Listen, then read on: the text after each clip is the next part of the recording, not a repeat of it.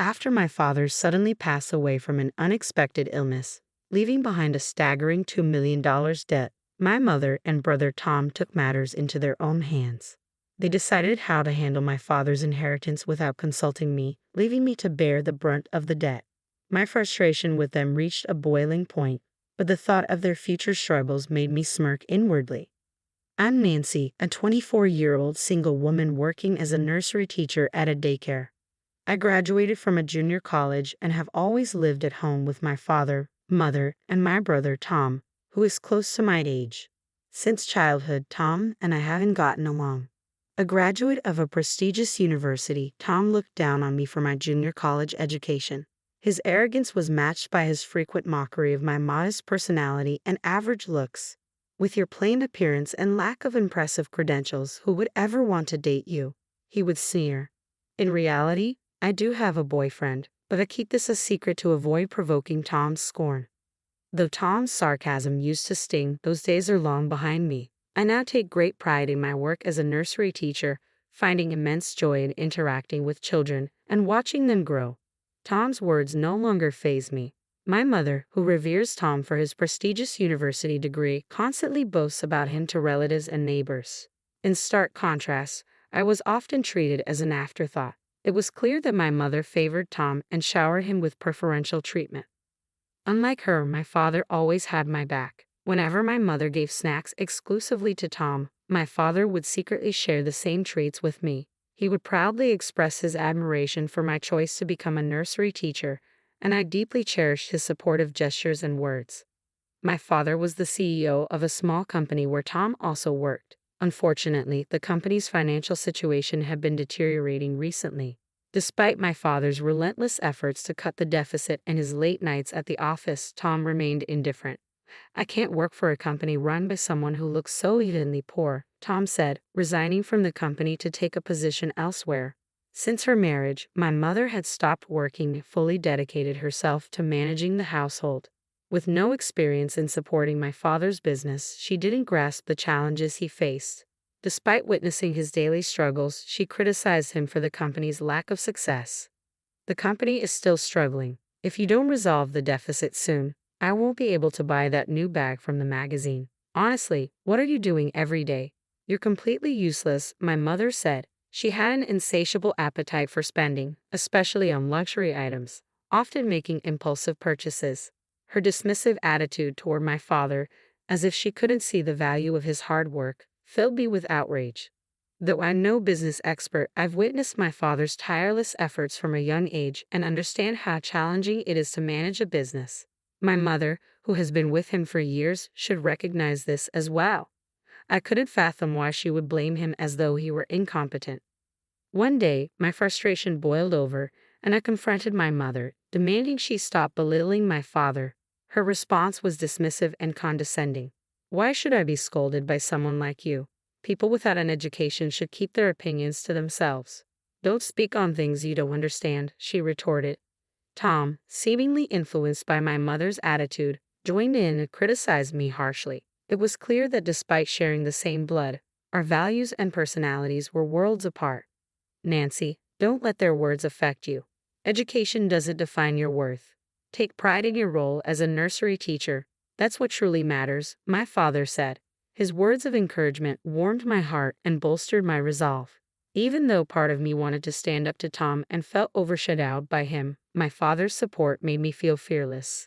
As long as he was by my side, I knew I could face anything. An unexpected event shattered my world. Father, I was horrified to learn that my father had collapsed at work. The company staff who reached out to me said he was rushed to the hospital in critical condition. Without hesitation, I dashed to the hospital, only to find that my mother and brother were nowhere to be seen. I'm too busy to leave. You'll have to handle Dad's care, my mother said. I was stunned by her response. How could she claim to be too busy when my father's life was at stake? As a jobless person, surely she had more flexibility than I did. What could possibly be more important than being there for my father?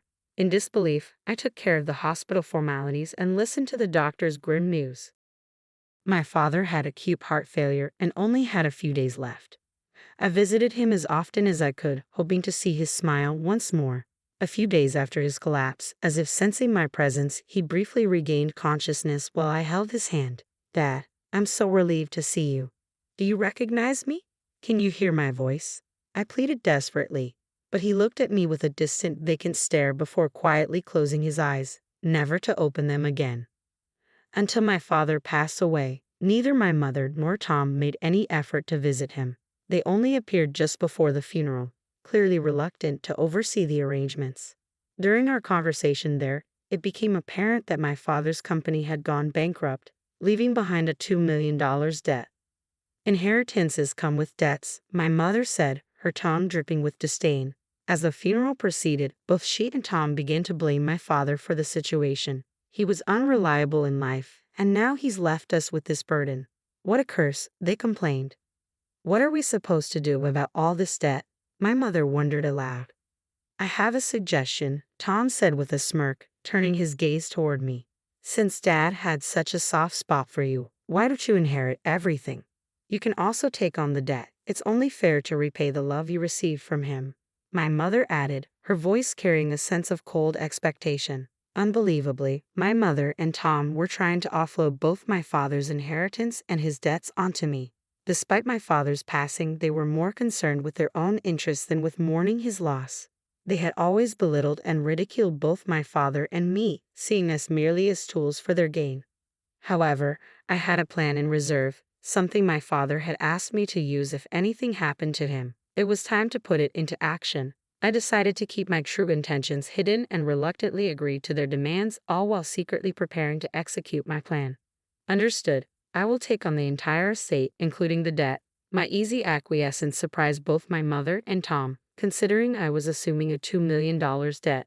They probably anticipated more resistance from me, but their satisfaction in offloading the burden onto me seemed to eclipse any surprise. They looked at me with a mix of triumph and condescension. So, you're actually going to pay off all the debt. We appreciate that. It's lucky for us, even if I don't quite understand your thinking. You really are quite naive, though. I suppose that's to be expected given your limited education, Tom said.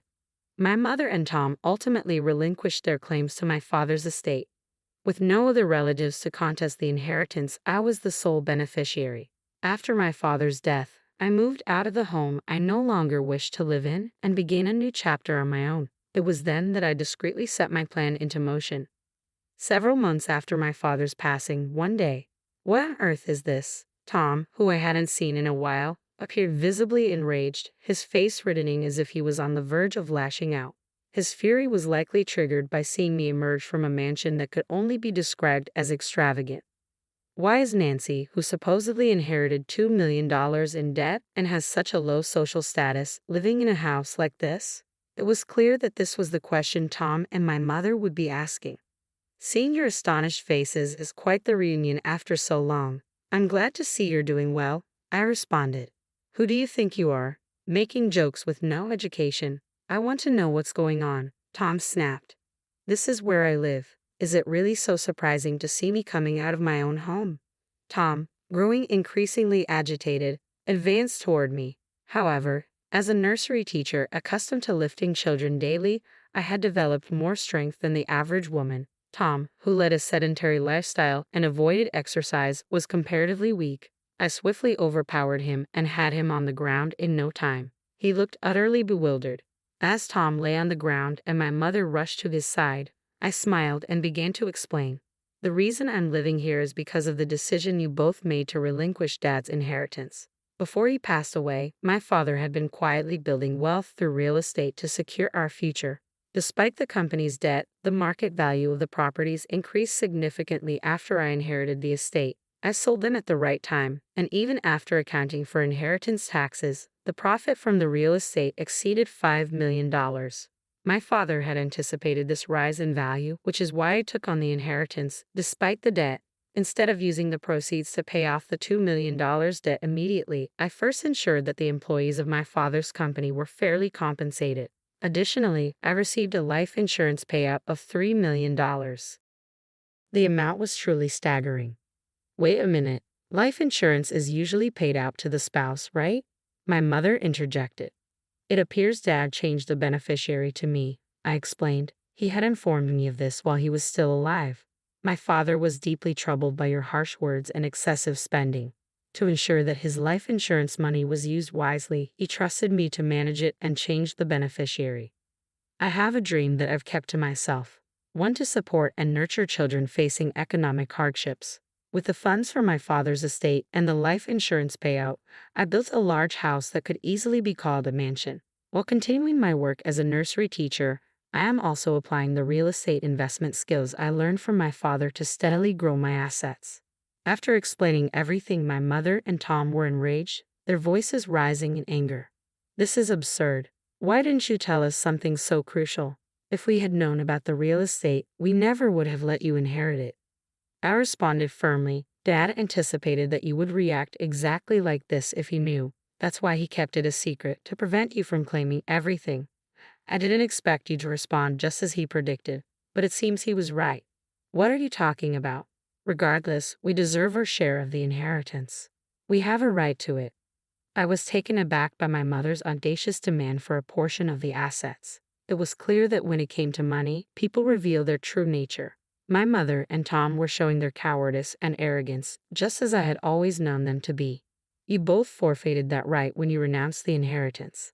It's not possible to reclaim it now. I cannot hand over the hard-earned assets my father accumulated to people who are consumed by their own greed. The ignorant, uneducated one just won't stop whining.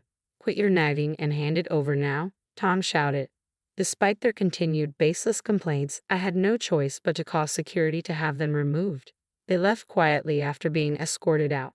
In the following days, security footage showed them loitering near my house, trying to find a way to claim my father's inheritance. Their persistence was unsettling. Using the footage, I reported them to the police as suspicious individuals. After that, I no longer saw my mother or Tom around my home. After some time had passed, I learned about my mother and Tom's situation from a family friend who had been close to us for years. Tom had found a new job, but his self-centered attitude quickly earned him a poor reputation. Within less than a year, he had alienated his boss and was relegated to menial desk work, a far cry from the special treatment he had enjoyed as the president's son at my father's company. Eventually, the harsh work environment took its toll, and he left the job. His tarnished reputation made it challenging for him to find new employment within the industry. Why aren't you working? Stop lazing around, my mother would admonish. It's not like I'm just sitting around doing nothing, Tom would retort. What kind of effort are you putting in, you useless, unemployed person? My mother would criticize. After witnessing Tom's failure, her attitude toward him changed drastically. Once doting on him, she now blamed him for his incompetence and joblessness, growing increasingly cold and distant. The shift in my mother's behavior placed immense psychological pressure on Tom, eventually leading him to become a recluse. Having relied on my father's income for years and never having developed the skills or inclination to work, my mother now faces financial struggles alongside Tom. Both are struggling to make ends meet. As for me, I am happily married to the man I have been dating, and we now live in the large house I own. My husband shares my passion for helping children in economic need. Together, we are working towards this dream by setting up the necessary facilities and obtaining the required qualifications. I hold deep gratitude for my irreplaceable father, and with my husband by my side, I am living a fulfilling and purposeful